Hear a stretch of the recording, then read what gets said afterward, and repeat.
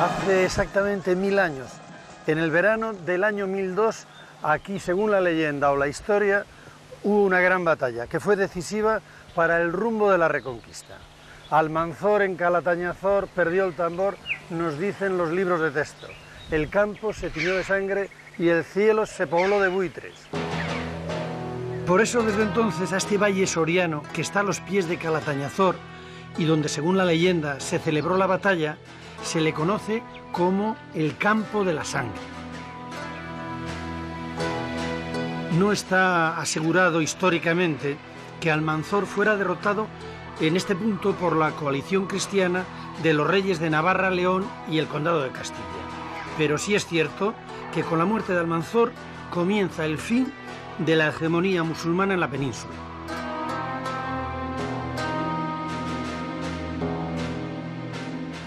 Almanzor era un caudillo importante de las tropas árabes que era capaz de hacer la guerra relámpago en aquellos años. Con una caballería rapidísima y con una gran agilidad de movimientos se ponía en un momento en Santiago de Compostela y fue capaz de llevarse hasta las campanas de Santiago hasta Córdoba. Lo mismo hizo con los tesoros de Barcelona. Era un saqueador, un guerrero nato que sembraba el terror en las filas cristianas y ese fue el verdadero terror del milenio.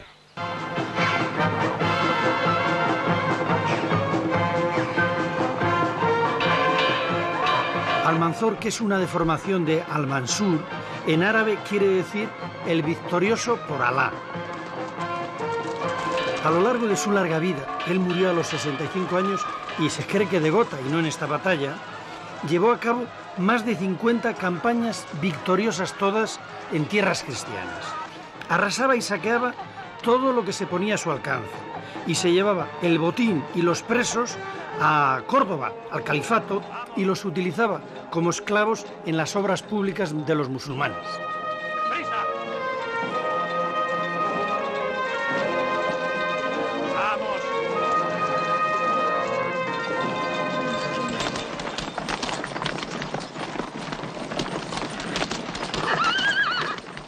La leyenda nos cuenta que al día siguiente de la batalla, mientras Almanzor, herido de muerte, era trasladado por los soldados a la fortaleza de Medinaceli, donde murió finalmente a los pocos días, el ejército cristiano mientras tomó y saqueó la fortaleza de Calatañazor.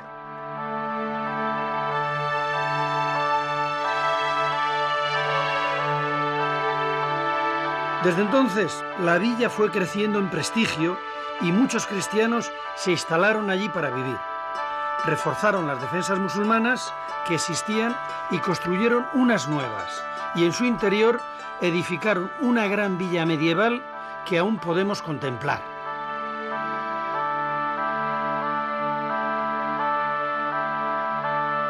La defensa de Calatañazor estaba asegurada por una gran muralla románica.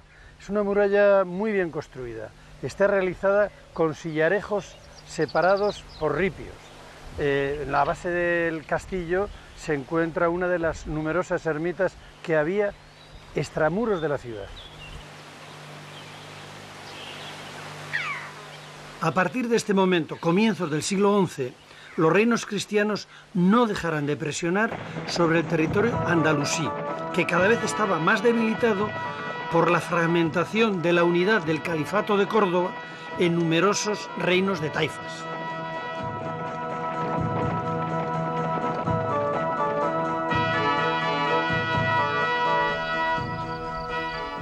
El curso del Duero se convierte por unos años en frontera natural entre los cristianos y el Islam.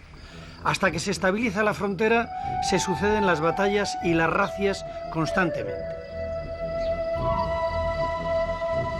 Para los cristianos es fundamental conquistar todo el desierto estratégico del Duero y llegar mucho más allá del sistema central, incluso hasta el Tajo, cuanto antes, para poder asentar allí a la creciente población que está comprimida en las montañas y mejorar las condiciones de vida de sus gentes.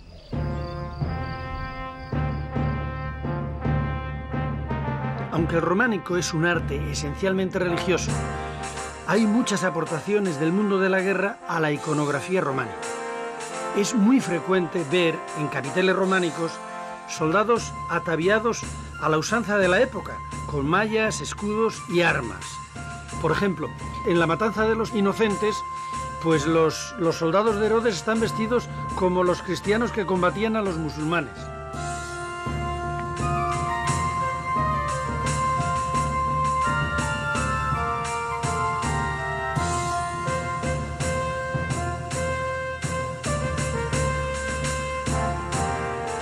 En otros casos, podemos admirar solemnes duelos entre caballeros que solían dirimir así sus disputas ligadas al honor.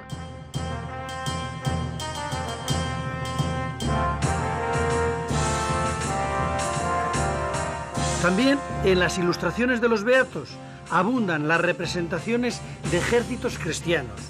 Es el ejército de Dios luchando esta vez contra el diablo. Las ilustraciones más curiosas de todas y muy poco conocidas son las pinturas murales que se han conservado en la Torre de Hércules en Segovia.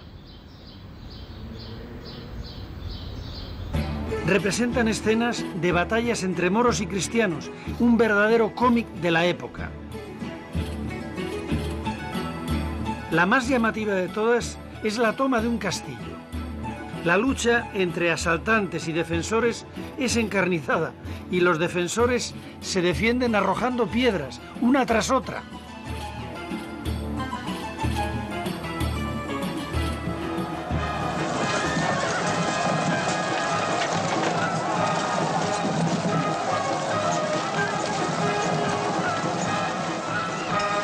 La sociedad del románico está permanentemente en estado de guerra.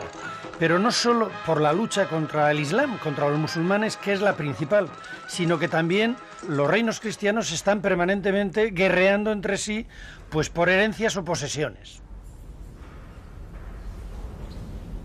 La guerra formaba parte de la vida de aquellas gentes tanto como el trabajo en el campo.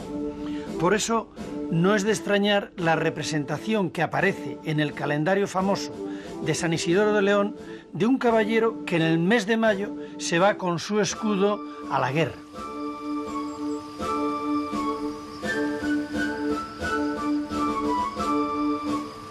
La primavera era el mejor momento para empezar las campañas bélicas debido a la mejora del tiempo y a la abundancia de pastos para los caballos. Sin embargo, no todo era guerra. La Iglesia, de vez en cuando, en fechas señaladas, grandes celebraciones, imponía un alto el fuego en la lucha para que los guerreros se ocuparan de sus asuntos espirituales. Era la llamada tregua de Dios.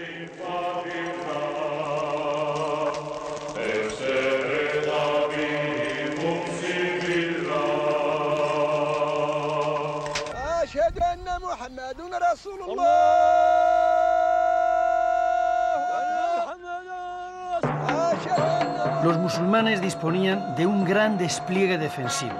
Lo habían levantado en la época de máximo esplendor del califato y eran fortificaciones y poblaciones que estaban amuralladas en los puntos estratégicos de la frontera. A través de ellos y a partir de ellos mantenían una presión constante para desalentar las posibles invasiones de los cristianos. Este es el caso de Peñalcázar o de Ágreda, ambos en la provincia de Soria.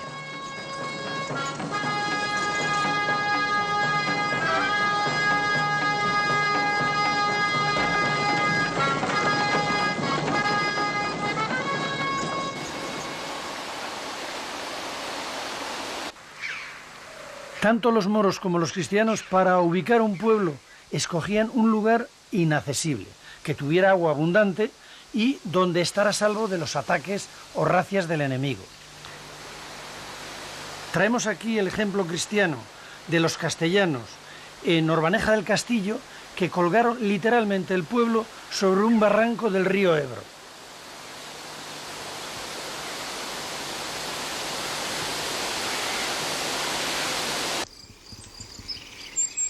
Para ofrecer seguridad a los repobladores se levantaron líneas de fortificación, sirviéndose de la geografía, dotando de murallas defensivas a los pequeños núcleos de población que había de nueva planta en este territorio.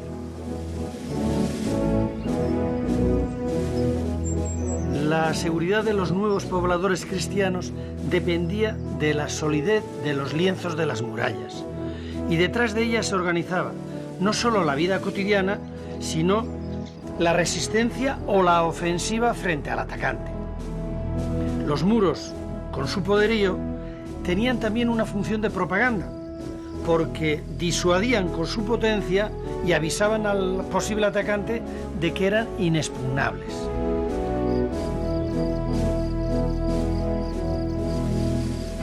Las villas amuralladas eran en gran medida construcciones militares. Por eso, cuando un pueblo era reconquistado o arrebatado al enemigo, inmediatamente era refortificado para ser utilizado como nueva fortaleza.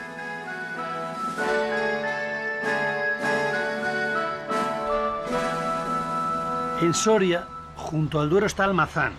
Allí tenemos la posibilidad de ver en parte lo que fueron las grandes murallas que tuvo.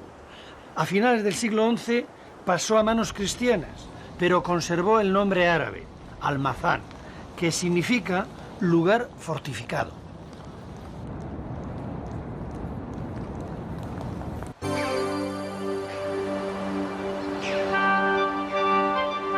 Estas esculturas de cantos rodados son los restos de la muralla cristiana que se levantó en el siglo XII y que protegía el pueblo zamorano de Belver de los Montes. En muchos casos, para la construcción de las defensas se aprovechaban las ruinas de viejas poblaciones romanas o godas, como hicieron aquí en Castrotorace de Zamora, donde se alzó también en el siglo XII una importante ciudad medieval, que era la que controlaba el paso por el río Esla.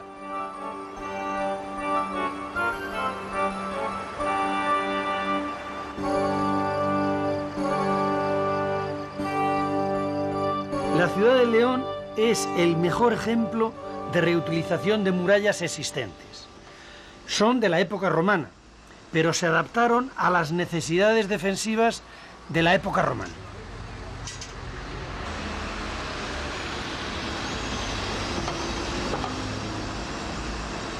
Tienen más de 5 metros de grosor. A esto le añadieron torres de defensa como esta de los Ponce, que fue levantada en el siglo XI sobre esa muralla romana que he citado.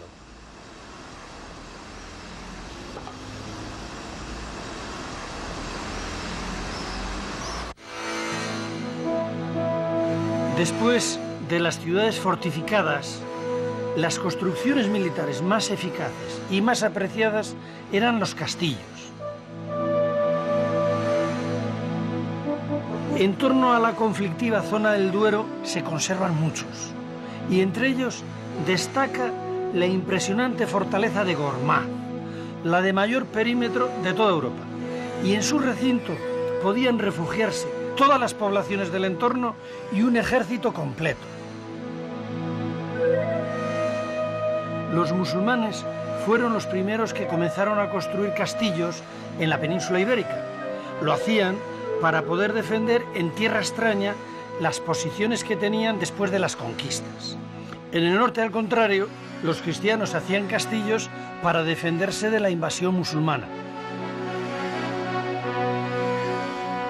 Desde esta fortaleza de Gormaz se domina todo el horizonte. Situada al borde del Duero, era junto con la capital, Medinaceli, el punto clave de la defensa del mundo musulmán durante la época del califato en sus incursiones y avanzadillas sobre los reinos cristianos. Con la muerte de Almanzor, esta fortaleza fue cambiando de manos sucesivamente, ora en manos musulmanas, ora en manos cristianas. Junto con otros castillos que lo rodeaban y sobre todo apoyada por las atalayas de visualización del enemigo, formaba un enclave defensivo que no tiene parangón en todo el horizonte de las luchas de cristianos y musulmanes.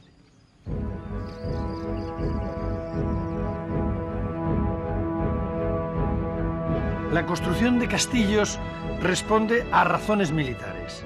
Se van construyendo a lo largo de la frontera y son utilizados bien como base de operaciones para el ataque o para servir de refugio a un ejército tras una jornada de camino.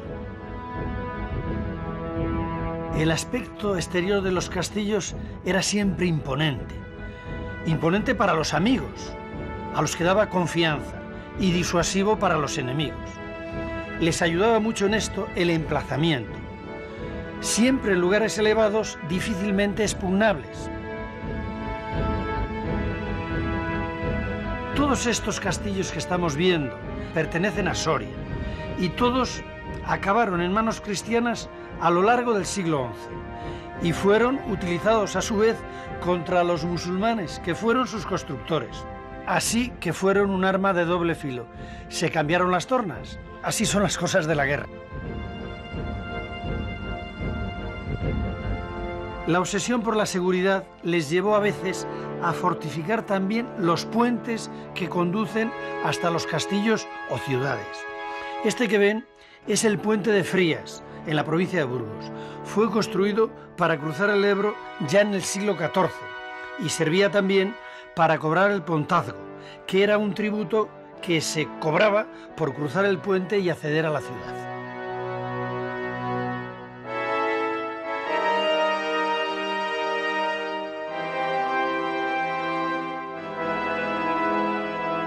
Otro tipo de construcción militar de la época románica son las torres de guarnición y de defensa. Se conocen como torreones.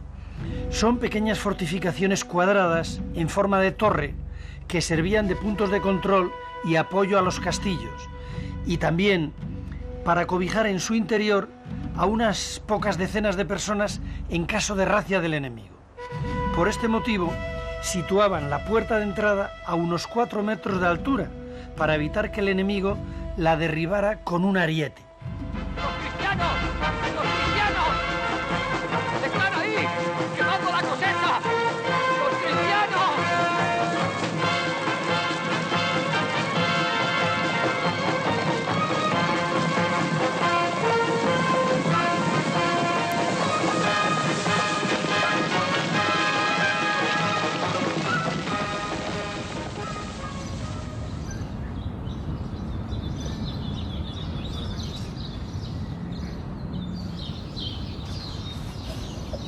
En las planicies es muy difícil apoyarse en defensas naturales, por eso se realizan robustas torres de defensa y de guarnición.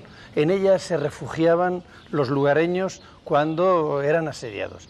Un ejemplo formidable es el de la Torre de Noviercas, que tiene una estructura robustísima de muros de 3 metros de espesor, 25 metros de altura y una base rectangular de unos 9 por 12 metros. Tiene pozo de agua y los muros se realizaron al exterior de mampostería y al interior de tapial y mampuesto.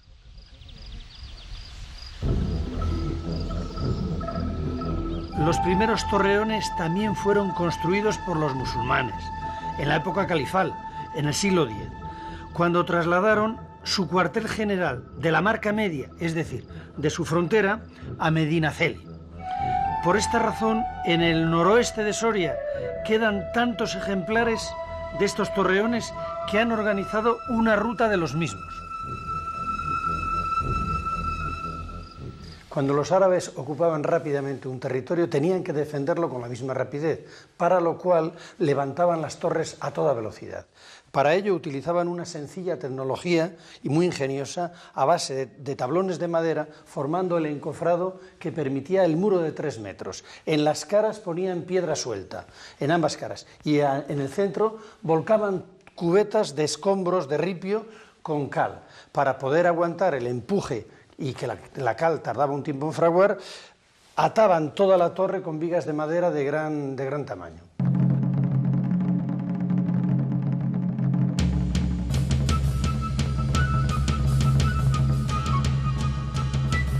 Estos agujeros que ahora se ven en los muros de los torreones son aquellos donde iban alojadas las agujas de madera que cosían los encofrados y que se quedaban dentro del muro cuando se retiraba el encofrado.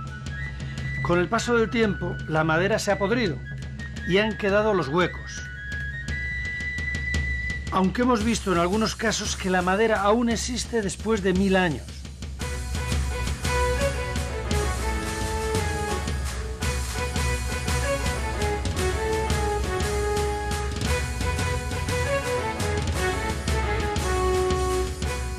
Los torreones estaban situados de tal forma a lo largo de un valle que permitía desde un torreón visualizar el siguiente.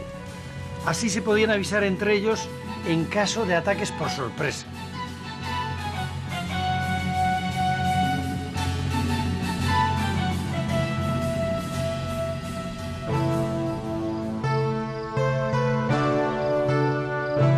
Los cristianos también construyeron sus torreones a semejanza de los musulmanes, pero los construían con sillarejo y mortero de cal.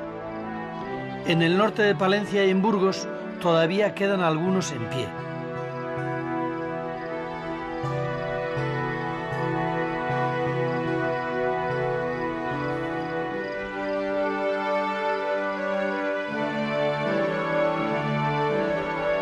Algunos de los torreones que pasaron a manos cristianas fueron utilizados como elementos de las iglesias nuevas, con distintas funciones, bien sea de sacristía o principalmente como torres de campanarios. La más llamativa de todas estas es la de Hinojosa del Campo. También está dentro de la ruta de los torreones de Soria. Esta iglesia tiene nada más y nada menos que 2 torres.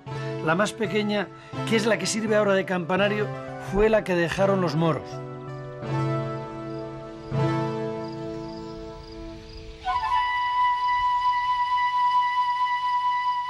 En la zona musulmana, el entramado defensivo de pueblos y castillos se completaba con gran multitud de pequeñas fortificaciones, las atalayas. La misión de estas pequeñas torres era controlar y avisar de cualquier movimiento militar que hubiera en la zona. Eran torres de vigilancia y de comunicación. Un elemento clave en la defensa, también en el ataque, eran las atalayas, que eran unas edificaciones de base circular y tendencia cónica, desde las cuales se dominaba totalmente el paisaje. La prueba que estaban muy bien emplazadas es que compiten con ellas ahora las antenas de telefonía.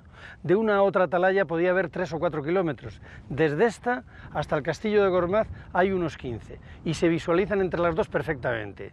También compiten ahora con las atalayas y están situados en su proximidad los vértices geodésicos que señalizan el territorio.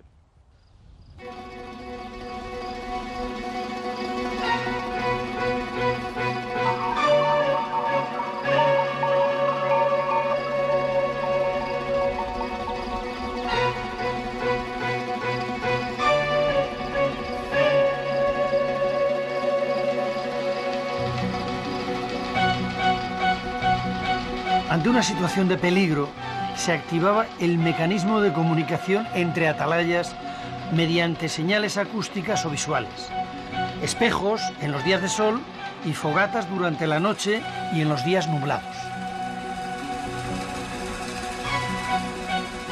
Estas señales pasaban de atalaya en atalaya hasta llegar a la fortificación más próxima, en este caso a la fortaleza de Reyo, que ponía en situación de alerta a su guarnición y de paso mandaba aviso a Medinaceli, y desde Medinaceli llegaban los avisos hasta la capital, que era Córdoba. Las fuentes hablan incluso de que había una red tan tupida que eran capaces de llegar en las noticias desde esta zona a Córdoba en cuestión de unas cuantas horas, ¿no? Quiere decirse que las noticias se irían transmitiendo por medio de un código de señales que ellos dispusieran para poder mandar mensajes en relativamente poco tiempo. O sea, de la atalaya iba a otra atalaya y al castillo pequeño, y del castillo pequeño a Medinaceli o a Gormaz, y de ahí a Córdoba, si Dios quiere. Exacto.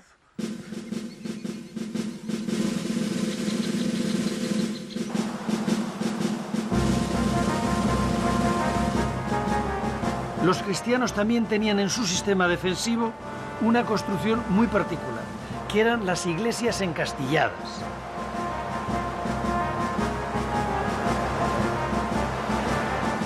La iglesia solía ser uno de los mejores edificios del pueblo de la ciudad, sin duda el más sólido. Por eso se convertía en el mejor refugio para parapetarse del enemigo cuando les atacaba.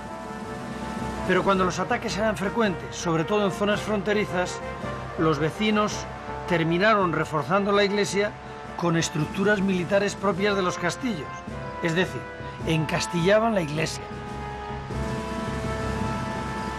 Había muchas maneras de encastillar una iglesia, o bien recurrían a almenar el tejado para defenderse, o bien construían una gran torre a modo de torreón que les sirviera a la vez para vigilar o para refugiarse, o bien cerraban la iglesia a cal y canto, levantando alrededor de la misma una muralla para hacer a la iglesia inexpugnable.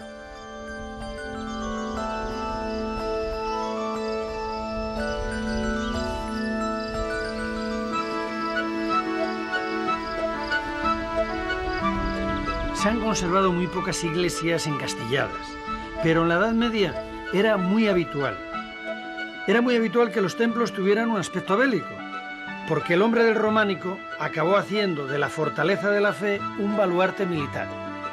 Ya sabemos que la guerra es la guerra.